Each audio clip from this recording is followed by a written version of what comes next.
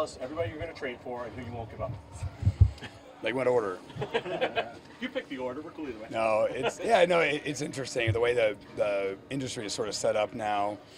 Everyone kind of chat during the draft with different people from different teams, but I feel like the minute the draft's over now, you start getting phone calls, and they're not, there's nothing imminent, but certainly like the traffic of calls definitely picks up after the draft, which is awesome for having an all-star break, but it's just the way it is now, and so yeah, I think that we're sort of in that post-draft second half. We're sort of in that trade deadline discussion time, and it'll obviously just kind of continue to ramp up as we get closer to the 31st.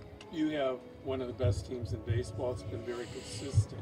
So when you go into a trading deadline, how much do you worry about changing the mix because of the chemistry of the team? Last year you traded for a very good player in Paredes who didn't really work out for you, but down the line it did. So when weighing all that stuff, how is it?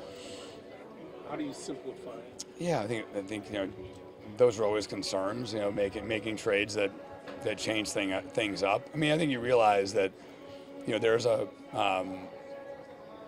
the right word, but like you think about if you're changing up the mix with your team, was there 55 or so games after the deadline? You're trying to figure out what positions do we need to improve, what areas do we need to add depth to, are there impact players?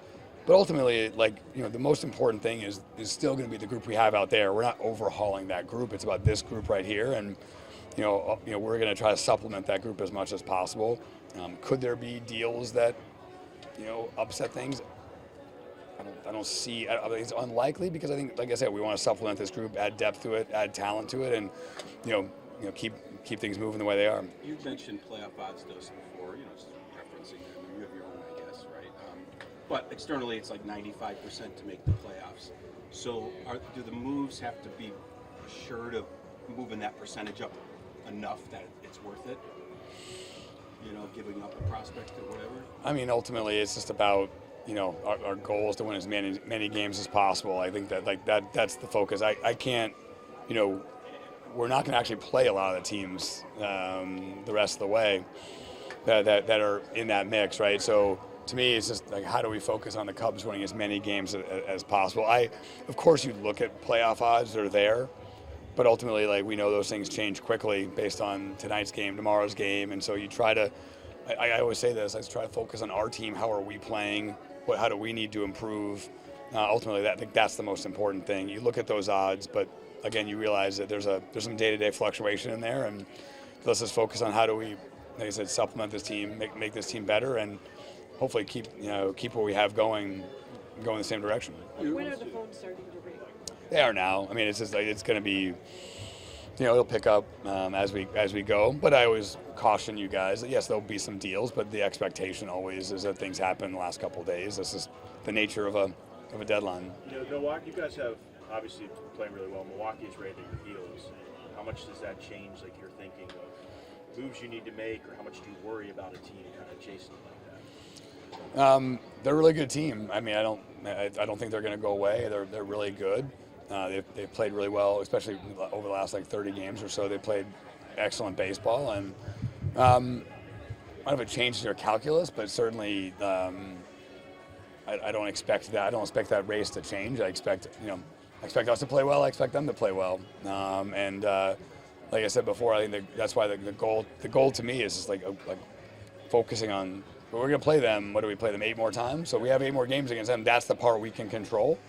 But the rest of the time, we don't control what they do in LA tonight, right? They don't control this. We just have to control what we can control and focus on areas that we can supplement this team. Is it good to have that kind of just to be in a race for a division? Is that good for the team? You think? I think there's something to that. Yeah, I think there's something to that. A sense of urgency. I don't think this group lacks for urgency ever, but I do think that. I think there is something potentially good about that. That you have someone at your heels. You have a team that's really good. That's been playing great baseball for a month. People wondering who you might trade from your prospect base. Is 16 a roadmap? We talked about high playoff odds, and you still traded your top prospect because you thought it was that important. Really, it just all depends on the return. Honestly, you know, like always, like no one's untouchable, but at the same time, like we have a lot of really good prospects, and you have to feel like you're getting commensurate value. So it really just depends on what's available. Yeah, I guess I was asking that untouchable, but you just answered. Yeah. What about players currently on the major league roster? Would you be willing to move? You know, hard to say. I mean, I think that, like, you know, I do think that this is not an answer to your question, so don't connect it. But I do think this is a year where there may be some creativity, you know, because there's not a ton of obvious sellers, and we've talked about that. It could be a little bit of a strange market that way, and so I do think that you try to think about things creatively as you think about different teams, because you know some deadlines it's very obvious. Okay, here are the 6 to 8 clear sellers, and they have a bunch of players that are available. And this year it feels like it may be a little bit of a different year. And I mean that's one of the fun parts of this job, right? You kind of have to alter your playbook. You kind of have to think about things differently. And this may be a little bit different year, just given the nature of the buyers and sellers. When you sit down with your other people and you talk about envisioning the playoffs and possibly World Series, when you're looking at other players, do you say to yourself, or does some of your people say, well, can you envision this guy being on the mound in game 1, 6, 7 of the World Series? Does that come into the thinking mix of making a deal or not? Not really. I mean, I think that I know what you're saying, but you know, we also had C.J. Edwards and Mike Montgomery pitched the last inning in 16. I was not gonna lie, I didn't expect that when we traded for Mike at the deadline in 16. So, yeah, I think I know what you're saying, but no, yeah, I don't really think about that. Yeah. Along those lines, is it also different because we're mostly asking starters if they're not, Tarek Skubal to go 2 times through? It's as much getting those 27 outs more than, we got to have that game 2 starter. Yeah, it is different now when you look at the way playoff games are played, and even I'll use a team like Detroit last year. I mean, they were running bullpen games constantly in the second half. Other than Skubal, they're doing that all the time. They traded their second best starter last year at the deadline, right? So I do think that is the nature of the game now. Is not so much. It'd be great if you have a starter go 7 in game 1 or 2, but ultimately, like, the focus is not to be Craig, but this out-getters. Yeah. With Tyone out for a couple more weeks, do you try to call around and try to accelerate the process of getting a pitcher in here, or is the trade deadline not work that way? It doesn't. Yeah, I mean, it's a good question, but it doesn't necessarily work that way. I think the hardest part of people always say about early deals is there's a price component to the deals usually happen early, and so I think we have a little bit of depth there. Obviously, JMO is progressing well. I think I've said all along, I think we hope to add innings and hope to add depth and hope to add starters, but I don't necessarily think we can speed that up that much. What are you doing with that spot? Because there's a couple bullpen games. Hasn't been announced yet. Do you think it will have a starter for it, though, so to speak? Someone will start the game. Okay. Yeah. Yes. When Yeah. you see the progress of Bush and Armstrong from last year to this year, how much does that give you a good feeling about staying with Shaw and sticking it out, knowing that defensively he's done everything a professional needs to do, but maybe it's just going to take a little long? No, I think it's the right question. I mean, I think that he has been really good defensively. He has struggled offensively, and everyone's different. Bushy came up a couple different times with the Dodgers in 23, and he struggled. And obviously, Pete was struggling up until a little bit later than this last year. I think Matt's gonna be a really good player, but yeah, we all have to make that determination. And I will say on Bushy, there's a lot of really good, very deserving guys at his position. I did feel bad. I mean, he had an easy all-star first half. He was really impressive, and it's been really fun to watch his growth. How do you think about that? What are your thoughts on where Owen Casey is now? He's been really hot for about a month. You don't need outfielders now, but conceivably you could in a year or two. Yeah, he's been awesome. I mean, probably one of the best hitters in the minor leagues for the last 6 weeks. He's been great. Yeah, we haven't had a need here, knock on wood. We've had, with, Ian and Pete and Kyle and then Seiya, we haven't had a need. We're never going to bring him up to not play every day. And that's one of the things we've talked about a lot with our players in AAA is that we have a lot of really good prospects there, but they need to develop, and bringing someone up to be in a bench role or something like that doesn't make any sense.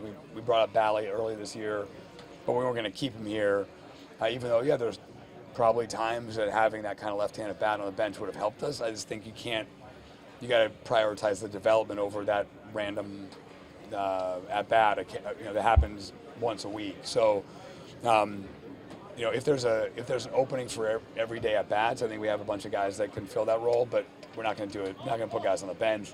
September might be different, but not yet. Jed, I had a couple of years of this playoff format. Like, do you guys have a good feeling about how important getting one of those top two seeds is? I mean, it hasn't played out that way in some years, but I would say, there's no question that the value of a 1 or 2 seed is immense. Just taking a 2 out of 3 series against a very good team off the table. I mean, so mathematically, it's a no-brainer that is a huge advantage. There's always a level of risk when it comes to making deals because of the way you guys play in the first half. Can you afford to take a little bit more risk, maybe on a guy that hasn't played up to the back of the baseball card, or do you have to be more risk averse, seeing what's behind you? Yeah, I mean, it's a good question because I do think that with a deadline, we've all seen, Paredes is a good example. Now, I would argue that, if you look at his home road splits last year, he was awesome on the road for us last year, and not quite as much here. But yeah, I think that sometimes, again, it's like call it 55 games after that you have, that's a small sample, and you think about, you can have a really good player that has a pretty mediocre 55 games, and you can have a player that just had a mediocre first half that now turns it on. And so I do think that that's the part of the deadline that, I always use the 21 Braves as the example. I mean, they basically went regression shopping. They got Eddie Rosario, they got Jorge Soler, they got Jock Peterson from us, and they won the World Series. And all those guys were really struggling in the first half. So to me, the question is just more about 2 months is a small amount of time. And so sometimes a guy that didn't have a great first year doesn't mean he's not a good player. It just means maybe he's due for, to regress to the mean. Is that mostly a guessing game on your part? I know you. I mean, you try to make nothing a guessing game, but certainly it's something that you have to factor in, and you try to look under the hood and see if there are, reasons for optimism. Is this a guy we can tweak something with? Has he been unlucky? All those different things, Kind of building off of that, how much does your faith in your pitching infrastructure here factor into some of you look at these guys and maybe your interactions? I think we take this guy and we do a couple of things with him. We have those conversations all the time. What about this guy's poor performance can we potentially change? I do have all the faith in the world in those guys, and I also have a lot of faith in our defense. That I do think that we catch the ball, we play clean baseball, and I think that helps. The question I get the most about you and your front office is the all-in factor for this year, as opposed to the responsibility that you always show to next year, the year after that, regardless whether you're here or not. How much does that weigh on you as far as your decisions? I mean, you could be a few months away from Happ going into a walk year, Suzuki going into a walk year, and your right fielder not even being here. How much does that weigh on you? I think that's the balance, right? I think that you want to focus on what's happening right now, but also realize that we're set up to have good teams next year and beyond, and that's the constant balance. There's no perfect. I can't give you a perfect answer or perfect percentage, but certainly that's the job. We're gonna have really good teams after this year, and I think you have to always keep that in mind. But this is what's right in front of us, and this is really important. So it's like just getting big-footed here. Yeah, I mean, I know. I'm a radio guy, so I understand. I know. Matthew said at the All-Star game that he understands that his innings might be scrutinized by the Cubs this year. How do you look at that? Obviously, he's your kind of your horse. I mean, Yeah, it's hard because I think there used to be all these people that try to put all these rules in place about guys coming back, and then we realize that we're just not very good at this as an industry. Honestly, that's the reality, right? And so we monitor his strength, his fatigue, really carefully, and if we see any negative signs, we'll have to operate with that in mind. Certainly.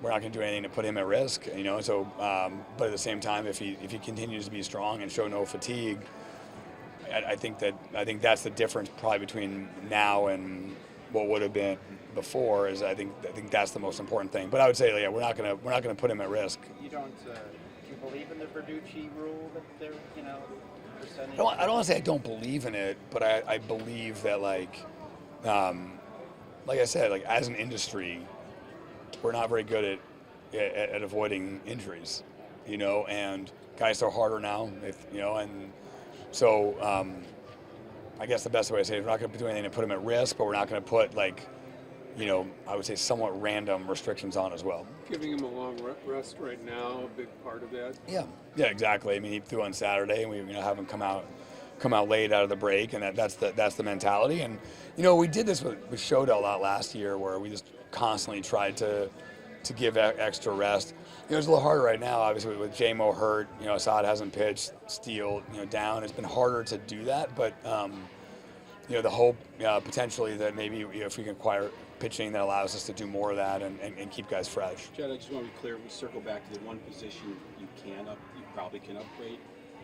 The next couple weeks, are you discussing third base a lot internally in terms of can we? Yeah, I mean, I think that certainly, like I said, he's played great defense for us, but I think that's a position, and then obviously just thinking about the position playing group and just ensuring it. Adding depth is something we'll look at as well. We're not going to completely turn over the 26-man roster, but thinking about how we can just potentially get deeper and potentially ensure some areas of the roster make sense.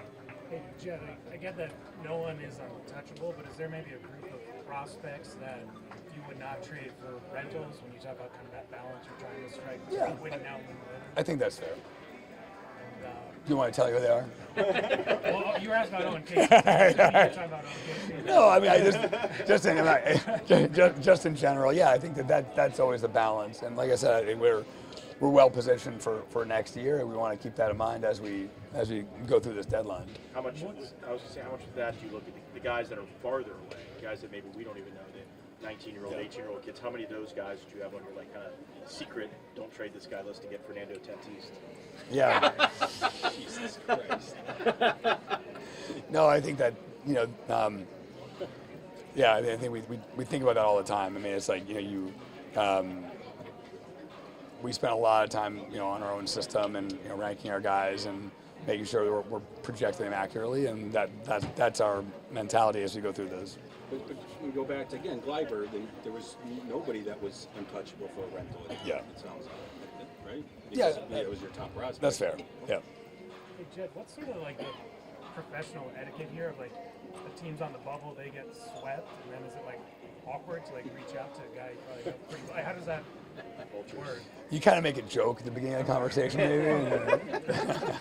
maybe. We've all been there. I mean, I as an example, I mean, in 23, I was just really open with everyone. Don't feel bad. Yes, this is a little bit day to day here, and yeah, we lose two games in a row, we may well be selling, and if we keep winning, we might be buying. And so, teams are pretty open about that. That they're I think if a team loses 3 in a row and they're still in really good position, no one's calling to ask. But I think that if the teams that are generally in that up or down spot, trying to make that decision, I don't think you feel bad about it, because usually they're pretty open. Hey, we're a little bit series to series here, a little bit day to day, so no one feels bad. Which is the dynamic with you? Yeah, the one that's always hard is not at the deadline, but it's always the guy gets hurt. the ambulance chasing. That's always that call is the one that you're like, yeah. You just kind of gotta acknowledge it, But I'm a radio guy, so can I ask another radio question? No, One left. As far as your relationship with Craig, how much has that been a big part of, maybe the success, underbelly of the success of the team this year, because of the fact you guys have such better understanding of each other? No, he's great. I mean, I think that he's really part of our process. He's there's no part of the acquisition process that we're not running by him and asking what he thinks, and he comes in with ideas, and it's a really good feeling. I mean, he knows. I think he knows he has an impact on that area, and he knows that we want his opinions, and so I think that part's really healthy. And he's done a great job with his team. What's the ratio of calls and texts, do you think? More calls. I'm old, man. I'm a call person. Yeah. You can't finalize a deal on text. You can like. But you can explore on text. Oh yeah, you can. Yes. Yeah, I think that yes. I mean, there's still a lot of texting involved, but I feel like you end up on the phone at the end. Yeah. Do you have a gut feeling that most of these things are going to go down to the last 4 days? Yeah, I assume that. It doesn't mean you don't make phone calls, but that's always my assumption. And it's funny, when I was in 2021, when I knew I had to trade all those guys, I'm trying to remember what the first deal I made was. I'm trying to remember, but I think it was Chafin, I think, and I was like, okay, I'm gonna see if I can make a deal every day, and because I wanted to sort of not have to have all those guys on the book on the 31st, so that was my goal, and I failed on day 2, day 3, day 4, and I was joking with a couple of the guys I know well that I was talking to. I'm like, I said I was gonna make a deal every day. I can't do it, and so the point is, like, I tried my hardest as a seller to do a bunch of early deals. I did one, and then ultimately I just felt like there wasn't enough urgency. I didn't have the right market. I didn't have the right price, and so I couldn't do it. So I just think that it was a good lesson for me that even like you sort of needed the urgency of the deadline. That you kind of starting the night before. I sort of needed that to get those deals done, and I wasn't going to get the price, the right price. And so anyway, that's when I realized that most of these things are going to go to the end, because like I tried to do it and I couldn't do it. He did? Yeah. And then it was Rizzo the next day, and then no, Rizzo was at the end. I actually think I want to say my memory's foggy because I didn't sleep for a week, but I want to say I maybe did Chafin early in that week, and then Rizzo was on the 30th.